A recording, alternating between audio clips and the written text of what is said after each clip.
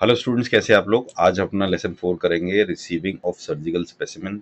इसमें बेसिकली ये होता है कि जो स्पेसिमेंस आ रहे हैं उनको आपको लैब में कैसे रखना है, कैसे उनको ट्रीट करना है, उसके प्रिकॉशंस क्या हैं।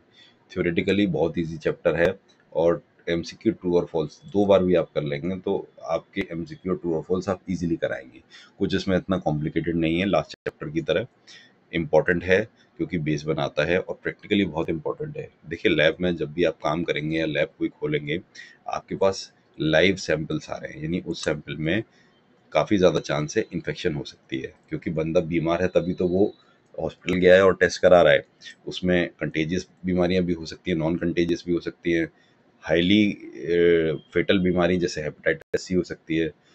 बहुत सारे लैब में बहुत सारे अटेंडेंट्स को हेपेटाइटिस सी होता है, क्योंकि वो लोग बिना प्रिकॉशन लिए सैंपल्स को छू लेते हैं और हेपेटाइटिस सी तुरंत आ जाता है। यानी कि आपकी फिंगर पे 1 या 2 बूंद ब्लड की गिरी या लाइव आपके पास स्पेसिमेन है, आपने उसको टच कर लिया और वो जीवन भर रहता है, वो कभी उसका वायरस जाता नहीं है। तो इसको समझिए, और छोटा चैप्टर है, फटाफट इसको खत्म करते हैं। Lesson 4, receiving of surgical specimens. Introduction. Lab में सर्जिकल स्पेसिमेंस हर दिन रिसीव होते हैं। सिस्टमैटिक अप्रोच ज़रूरी है ताकि कोई सैंपल मिसप्लेस्ड या लॉस्ट ना हो। गोल हमारा होता है सैंपल की करेक्ट लेबलिंग, स्टोरेज और प्रोसेसिंग इंश्योर करना। Receiving of surgical specimen. जब भी सैंपल रिसीव करो, ये पॉइंट्स मैच होने चाहिए।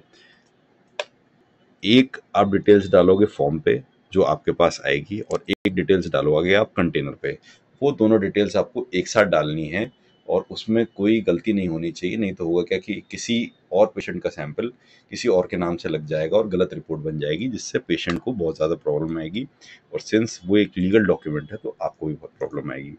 तो आपको सबसे पहले डालना है उस पर पेशेंट का नाम, उसकी सेक्स मेल है फीमेल है और उसकी एज, उसके बाद उसका ओपीडी या आईपीडी नंबर जो कि हॉस्पिटल की उस पर मिलता है। उसके बाद सैंपल टाइप, ये सैंपल कैसा है, अपेंडिक्स का है, लिम्फ नोड का है, ठीक है।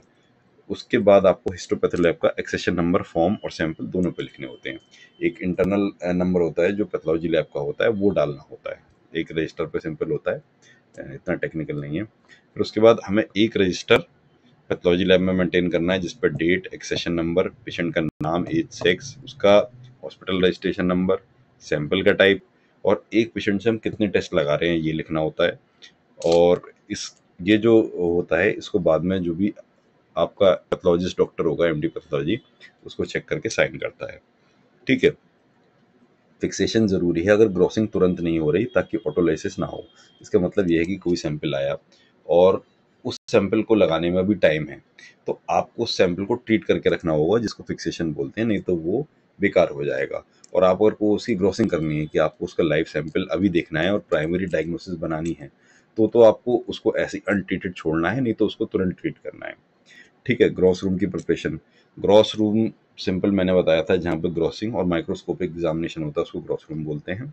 टिश्यू का प्रिजर्वेशन और प्रोसेसिंग एक्यूरेट होनी चाहिए डायग्नोसिस के लिए, ठीक है। इसमें कोई भी मिस्टेक होगी तो उसकी जो रिपोर्ट होगी उसमें वेरिएशन आ जाएगा और आपका सारा काम बेकार हो जाएगा। जो भी ग्रॉसिंग रूम है वो वेलेट होना चाहिए, वेंटिलाइज्ड होना चाहिए, ऑर्गेनाइज्ड होना चाहिए, जहाँ रैक्स और एक्सेशन ऑर्डर हो, यानी कि किस ऑर्डर में हम सैंपल रख रहे हैं उसका प्रॉपर वो हो, ठीक है। नेक्स्ट है कि ग्रॉस स्टेशन पे क्या क्या होना चाहिए। देखिए, एक तो कटिंग बोर्ड होना चाहिए, जिससे हम माइक्रोटोम से काट के सैंपल को तैयार करेंगे, तो वो होना चाहिए। और वो इस तरीके से प्लेस्ड होना चाहिए कि जितने भी फ्लूइड निकलें, बॉडीली फ्लूइड है, सैंपल के फ्लूइड हैं, वो हैंड टू हैंड सिंक में चले जाएं, उससे ह्यूमन कॉन्टैक्ट बिल्कुल भी नहीं हो, ठीक है। एक हॉट एंड कोल्ड वाटर का सिंक होना चाहिए, 10% बफर फॉर्मुलिन होना चाहिए। ग्रॉस स्टेशन मतलब फॉर्मुलिन, इसके बिना कुछ नहीं है। इंस्ट्रूमेंट्स होने चाहिए जैसे scissor, forcep, probe, scalpel, long knife, scale, pins. उसके बाद फिक्सेटिव कंटेनर्स होने चाहिए। एक बोन कटर होना चाहिए अगर बोन ऑब्जर्व होने आई है, और उसी के लिए डिस्पोजेबल वन होना चाहिए अलग से। एक बॉक्स होना चाहिए जिसमें कैसेट्स और लेबल, तो कि जिसमें आप अपना स्पेसिमेन तैयार करके रख दें। अच्छा, एडिशनल टूल्स हो तो बेटर है, नहीं तो वैसे भी काम चल जाता है, लेकिन रेफ्रिजरेटर हर लैब में होना चाहिए, जिससे कि हम सैंपल से कोई भी चीज़ हमें प्रिजर्व करनी है तो हम प्रिजर्व कर लें। एक बैलेंस होना चाहिए वेट निकालने के लिए। एक एक्सरे व्यू बॉक्स होना चाहिए और एक फोटोग्राफिक फैसिलिटी।